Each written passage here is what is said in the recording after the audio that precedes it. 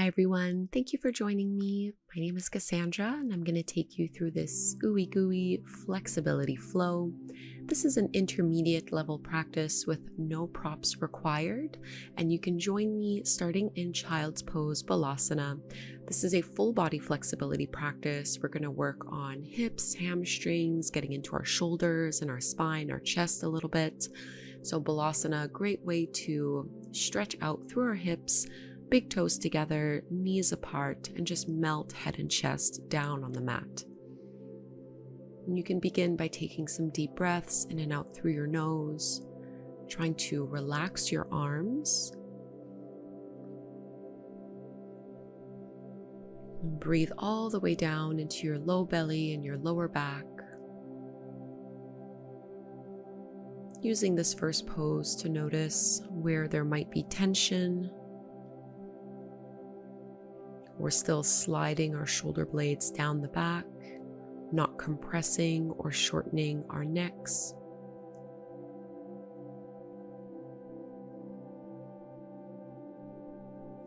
And we'll ease our way into a tabletop pose, so you can bring your knees in a little bit so they're underneath your hips, spread the fingertips wide. Cat and cow, inhale, drop the belly, lift the gaze. Exhale, reverse that motion, really articulating through the spine. Just keep going through both poses, flowing with your breath. Letting the head fully drop whenever you round. And trying to even stretch through the chest, through the upper back. So it's not only our lower back that we're targeting through these two poses. And now give yourself a little bit more space so that you can lower down onto your belly, widen your hands, and find a little variation of cobra here. So I am using my arms to lift myself up, but I'm also trying to engage my back muscles.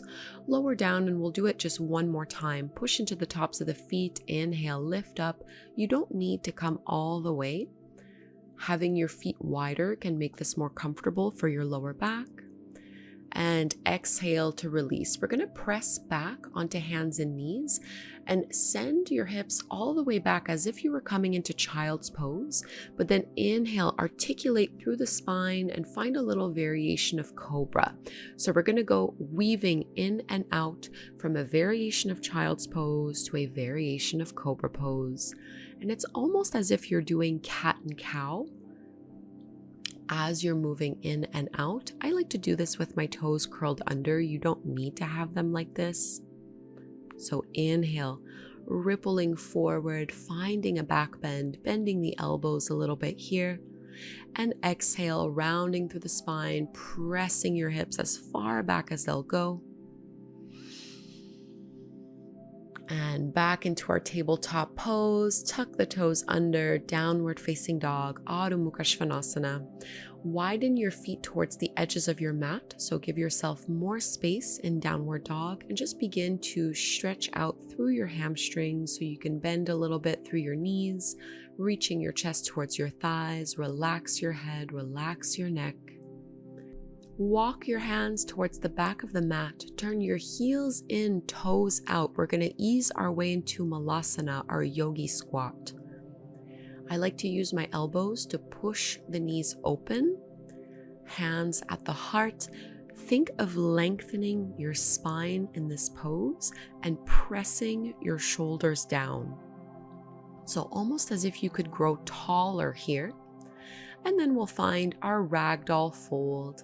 So the first big forward fold, you can absolutely keep your knees bent like what I'm doing here, and maybe just sway a little bit side to side, grabbing a hold of your upper arms, relaxing your neck, relaxing your head, letting gravity do the work for you here. Gently make your way back to downward facing dog with your feet hip width distance apart this time, so the more traditional variation of the pose. Let's extend our right leg up towards the sky, bend your knee, open up your hip. Big stretch here, and you can trace some circles with that right knee. I know for me this always makes my hip click a little bit, but really good to get everything unstuck. And then we'll step our right foot forward to the outer edge of the right hand. So both palms and arms are to the inside of that right leg. I like to come up on some fists just to be a little bit easier on my wrists.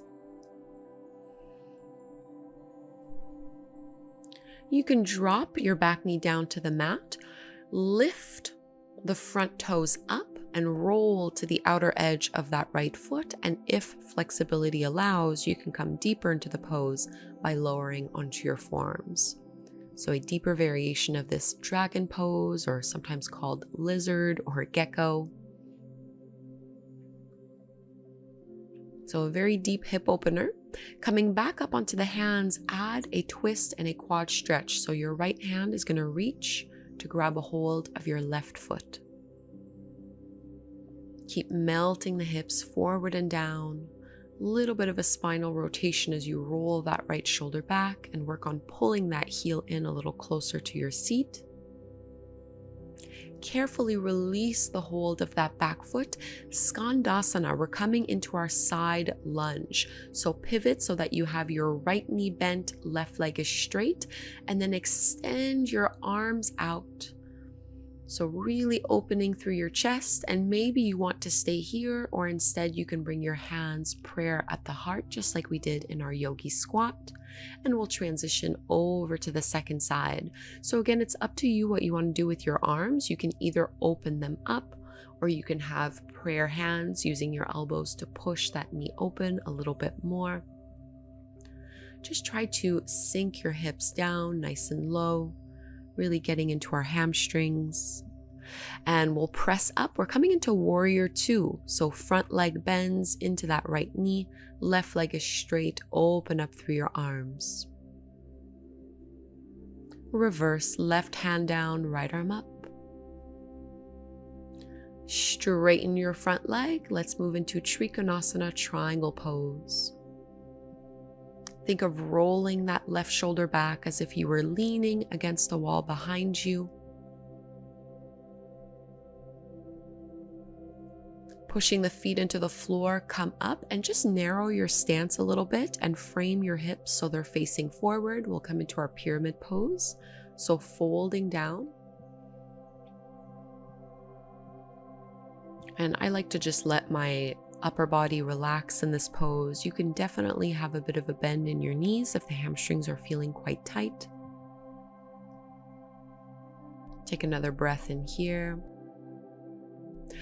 Three-legged dog. Re-extend that right leg all the way up. Bend your knees. See if you can get it up a little higher. We're coming into our pigeon pose from here. So right knee aligns behind the right wrist. Square off the hips and find a little back bend first before we go into the traditional variation of pigeon. See if you can lift up through your heart, crawling the fingertips back. And maybe you want to stay here, or if you'd like, you can fold on down.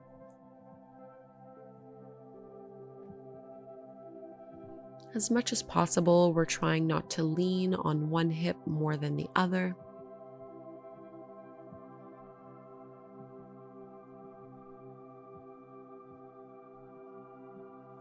Soften through your belly, your upper back, your neck, your arms.